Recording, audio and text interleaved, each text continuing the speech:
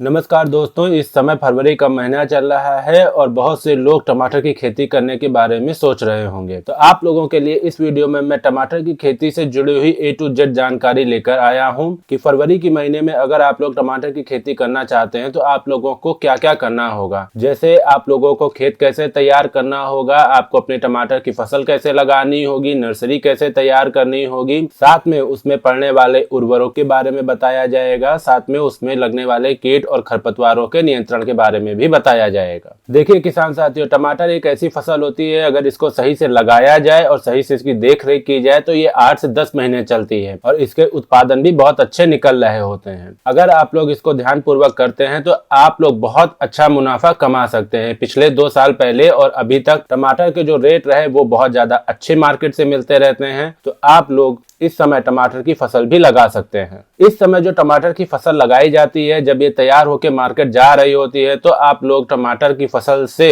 Market से सबसे पहले टमाटर की फसल को पहुंचाकर उससे बहुत अच्छा मुनाफा, सबसे अच्छे रेट ले रहे होते हैं। तो आप लोग इस समय टमाटर की फसल लगा सकते हैं फरवरी के महीने में। चलिए अब बात करते हैं टमाटर की फसल लगाने में किन किन बातों को सबसे ज्यादा ध्यान रखना होता है और कैसे क्या करना होता है। तो नमस्कार किसान साथियों, आप सबका स्वागत है हमारे YouTube चैनल किसान वाला जंक्शन में। अगर अभी तक हमारे चैनल को आपने सब्सक्राइब नहीं किया है तो सब्सक्राइब कर लीजिए। साथ में अगर वीडियो अच्छी लगती है तो लाइक और कमेंट करें और दूसरे किसान साथियों के साथ ज्यादा से ज्यादा शेयर करना ना भूलें। चलिए सबसे पहले बात करते हैं टमाटर की फसल को किस तरीके से लगा सकते हैं और खेत को तैयार करने के लिए क्या क्या ध्यान रखना होता है और किस समय लगा सकते हैं। टमाटर की फसल 12 मास लगाई जाती है। बस इस बात का ध्यान रखना होता है कि जब आप टमाटर की फसल लगाने जा रहे हैं तो उसका जो मौसम का टेम्परेचर है वो टमाटर की फसल के अनुकूल हो। दूसरा, इसे किन किन खेतों में लगा सकते हैं। दोमट मिट्टी में लगा सकते हैं, काली दोमट मिट्टी में लगा सकते हैं, चिकनी मिट्टी में भी लगा सकते हैं। अगर आप लोगों के खेत का पीएच मान 5 से 7, 7.5 तक है तब तो अच्छी बात है। अगर ऐसा नहीं है तो इसको कंट्रोल करने के लिए आप लोग जिस्पम का उपयोग कर सकते हैं। खेत की तैयारी करने के लिए आप लोगों को अपने खेत की बहुत अच्छे से जुताई करनी होती है, उसमें कल्टीवेटर वगैरह लगाने होते हैं। आपको अपने खेत की मिट्टी को एकदम भुरभुरी और समतल कराना होता है। जब आप लोगों का खेत अच्छे से तैयार हो जाते हैं तब उसके बाद में आपकी जो खेत होते हैं उनको लगभग 40 से 45 दिन तक उसमें बहुत तेज धूप लगनी चाहिए ताकि उसमें बनी हुई जो नमी हो वो पूरी तरीके से सूख सके और आपका जो खेत है वो बहुत अच्छा और भुरभुरीदार मिट्टी उसमें हो सके। अगर आप लोग टमाटर की फसल प्रति एकड़ में लगाने जा रहे हैं तो आप लोगों को 80 से 100 ग्राम प्रति एकड़ के हिसाब से सीड की रिक्वायरमेंट पड़ती है। या फिर आप नर्सरी के थ्रू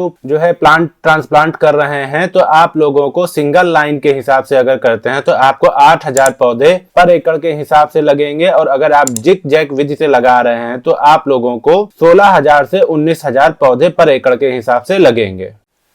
अब बात करते हैं कि बेसल डोज में आप लोगों को क्या क्या देना होता है। तो बेसल डोज में आप लोगों को डीएपी देना होता है 50 किलो, एसएसपी देना होता है 50 किलो, म्यूरेट ऑफ पोटाश देना होता है लगभग आपको 20 किलो से 30 किलो तक। अगर आप लोगों के खेत में दीमक जैसे इंसेक्ट का प्रकोप रहता है तो आप लोगों को रीजेंट 3 से 5 किलोग्राम तक यूज करना चाहिए। या फिर आप लोग क्लोरोपाइरिफेस 1 लीटर प्रति एकड़ के हिसाब से भी उपयोग कर सकते हैं। जब आप लोग बेड तैयार कर रहे हैं तब आप लोगों को गोबर का सड़ा गला खाद लगभग 2 से 4 ट्राली का प्रति एकड़ के हिसाब से उपयोग करना चाहिए। अगर आपके पास गोबर का सड़ा गला खाद नहीं है तो आप लोग वर्मी कंपोस्ट का भी उपयोग कर सकते हैं, क्योंकि जो टमाटर की फसल होती है उसके लिए जो कार्बनिक मैटर होता है वो बहुत ज्यादा जरूरी होता है। तो आप लोगों को गोबर का सड़ा गला खाद जरूर अपने खेतों में उपयोग करना चाहिए खेत की तैयारी करते समय। टमाटर की फसल अगर आप लगाना चाह रहे हैं तो आप लोगों को बेड विधि का उपयोग करना चाहिए। एक बेड से दूसरे बेड की दूरी 2.5 फीट तक रखनी चाहिए और बेड की चौड़ाई लगभग 3 फीट रखनी चाहिए। बेड की ऊंचाई लगभग 1 फीट आप लोगों को रखनी चाहिए। अगर आप लोग बेड विधि का उपयोग कर रहे हैं तो आप लोगों को ड्रिप इरिगेशन सिस्टम का उपयोग करना चाहिए। ये बहुत ज्यादा जरूरी होता है आपकी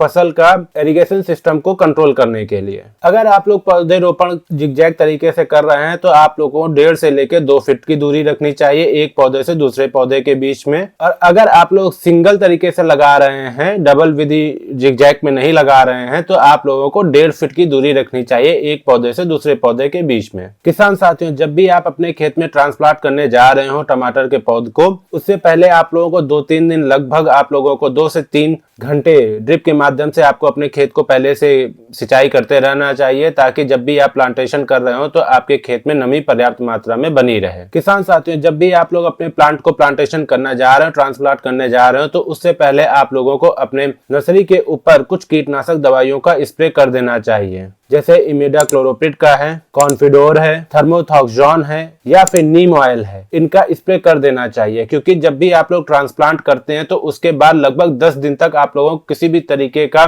स्प्रे नहीं करना होता है, ताकि वो जो 10 दिन होते हैं वहां पे हमारी फसल जो है कीटों से बची रहे। टमाटर के पौधों को ट्रांसप्लांट करने के बाद में लगभग आप लोगों को 1 से 1.5 घंटे तक ड्रिप के माध्यम से आपको अपने खेत की सिंचाई करते रहने चाहिए। क्योंकि सिंचाई करने से क्या होता है, जो आपकी पौधों की जड़ें होती है वो मिट्टी में अच्छे से बैठ जाती हैं और मिट्टी को अच्छे से पकड़ लेती हैं, जिससे आपकी जो पौध होती है वो बहुत अच्छे से और बहुत जल्दी ही चलने लगती है और उसमें किसी भी तरीके का आप लोगों को नुकसान देखने को नहीं मिलता है। टमाटर के पौधों को लगभग ट्रांसप्लांट करने के 2 से 3 दिन बाद आप लोगों को ह्यूमिक एसिड लगभग 500 ग्राम, M45 मैनकोजेब फंजीसाइड 75% वाला लगभग 500 ग्राम 200 लीटर पानी में इनका उपयोग करना होता है। इनको आपस में मिलाकर पानी में घोल लेना होता है और आप लोगों को आपको प्रति पौधे पे लगभग 50 से 100 ग्राम पानी को ड्रिंचिंग करना होता है। सेकेंड ड्रिंचिंग आप लोगों को 5 से 6 दिन बाद करनी होती है, जिसमें आप लोगों को 200 लीटर पानी के अंदर NPK 19-19-19 और कोई अच्छा एक माइक्रो न्यूट्रिएंट्स लगभग 200 से 500 ग्राम तक का